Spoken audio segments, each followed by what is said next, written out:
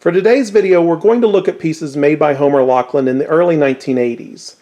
We're approaching the end of Dennis Newberry's time at Homer Laughlin. He leaves in 1983, and then Jonathan Perry takes over as art director. And what we have on the table today is a little bit of a hodgepodge. We've got a mixture of hollowware and flatware to create various dinnerware lines. So let's start with table fare. Now, table fare was developed in 1979 and 1980, and it's a cylindrical shape, and it's mainly hollowware. We have a creamer here, and we have the coffee pot for table fare. Now, a lot of the table fare shapes you'll find are going to be part of the Homestead Dinnerware series that was made for grocery stores. And in the back, we have the country wheat and the country berry treatments. You also find the plain versions. It's just called country sage, which refers to the glaze. So we'll look at a couple advertisements real quick that explains how this works.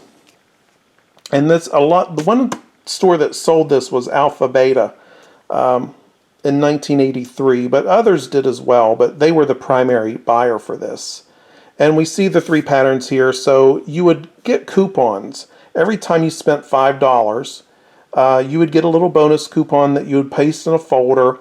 And then once you got your folder filled up, then you could get one of these place settings at 99 cents. So you get three pieces: the dinner plate, the teacup, and the saucer.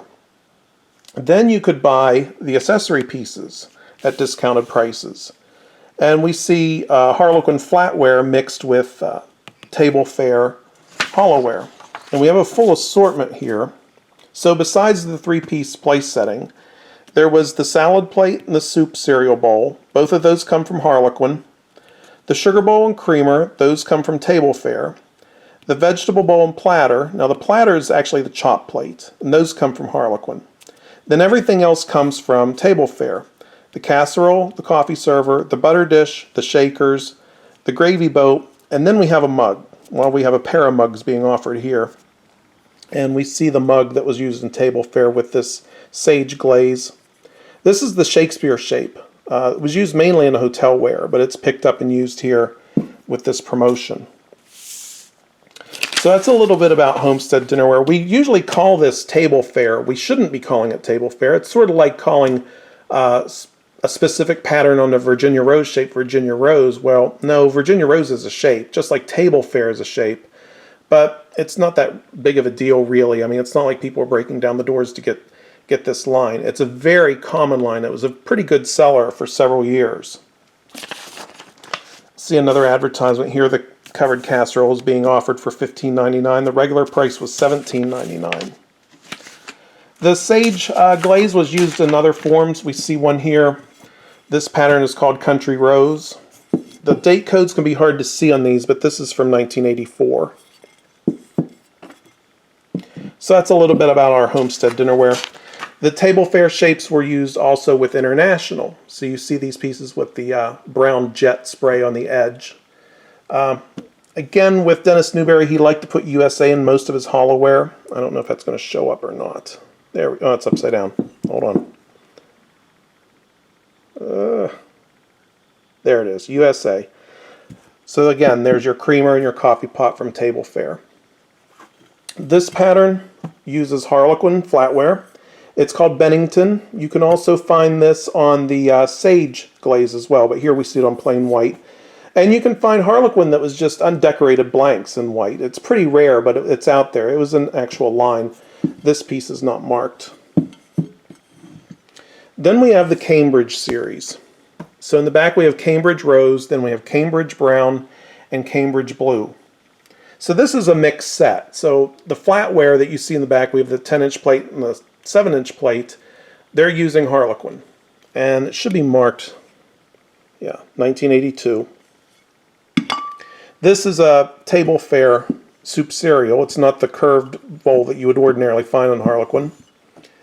We see the Harlequin saucer. We'll look at the date code real quick on this one. Yeah, 82. And then we have this generic cup. This is called Continental, which was developed in 1981 and used with a lot of different shapes of the early 1980s. So you don't see the Harlequin cup or even the table fare cup, but you see this more generic form.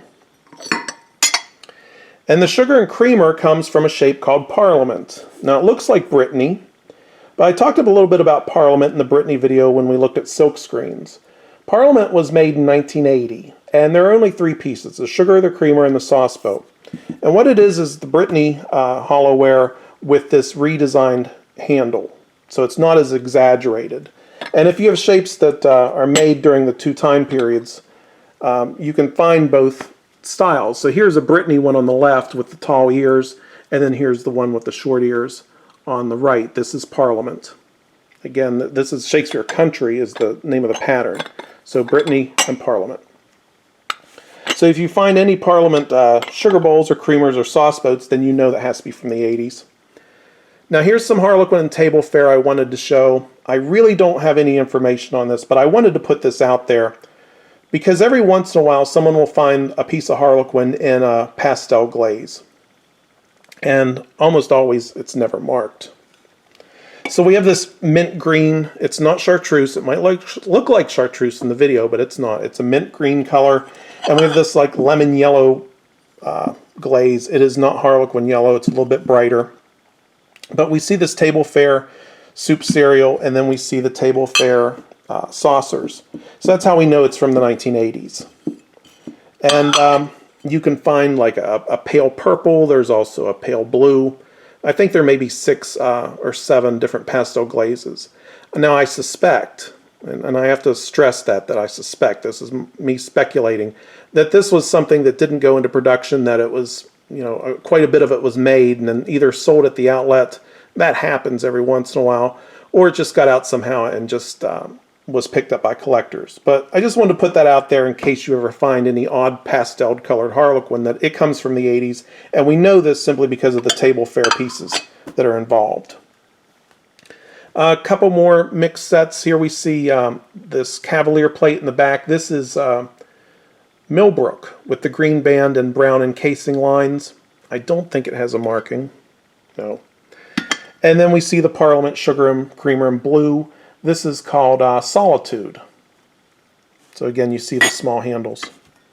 Another decorated sugar bowl with the small handles, that's Parliament. Even though it's unmarked, we can tell that's from the early 1980s. This is called Picket Red, and it has a little raised design in these stripes. That's our Continental Cup, and our saucer, which is dated, let's see, 1984. So yeah, we're approaching the end of semi-vitreous wares. Because anything that's developed after 1985 is going to be hotelware body.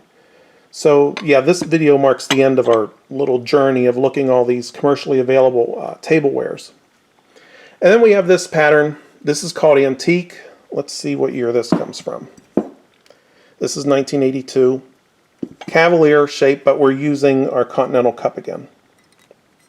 So yeah, this generic cup is used in many forms. I wonder if the dinner plate's marked. Yeah, 1982. So this last batch of pieces we're going to look at is the Loving Kindness series. This comes from 1982 as well, and this marks pretty much the end of Dennis Newberry. This would be among the last things that he had done for Homer Laughlin. We'll look at a marking real quick. And it says, Made in USA, 1982 in Roman numerals, by the C.R. Gibson Company, Newark, Connecticut, Loving Kindness C.R. Gibson. So this company's still in business. They make like stationery and albums, photo albums, and the like. You can go to their website and see everything they offer. They still make giftware as well, or offer giftware. And these pieces were made at Homer Laughlin. We have the utensil crock, the little beverage server here, sugar bowl, creamer, and some of these pieces, like this creamer, are based on the early American shape that we looked at in the 1960s. International shape, salt and pepper shakers, we looked at international in the last video, and then a note holder. And each piece is going to have that marking that we looked at a moment ago. There's also a teapot and what else? Napkin rings and a coffee mug. There may be other pieces, but this is not a dinnerware line per se. This is just giftware, but I wanted to show it. Again, this is the last things that, not Douglas Bourne, Dennis Newberry made for Homer Laughlin. And each piece has a biblical verse. So, peace be to this house from Luke 10:5. Love one another as I've loved you from John 15:12, and so forth. So that's going to be it. We're pretty much done. As I said, everything after 1985 is going to be vitrified wares. So we've reached the end. You know, we started in the 1880s. We're now in the 1980s. We've looked at 100 years worth of Homer Laughlin dinnerware. So after this video, I'm just going to jump around randomly and look at different things, because there's a lot of things I want to cover, like kitchen craft, oven serve, toiletware, cableware, art china, Quaker oats. I want to revisit a lot of the shapes that I just skimmed over, sort of like Seneca and Virginia Rose, some of my favorite shapes.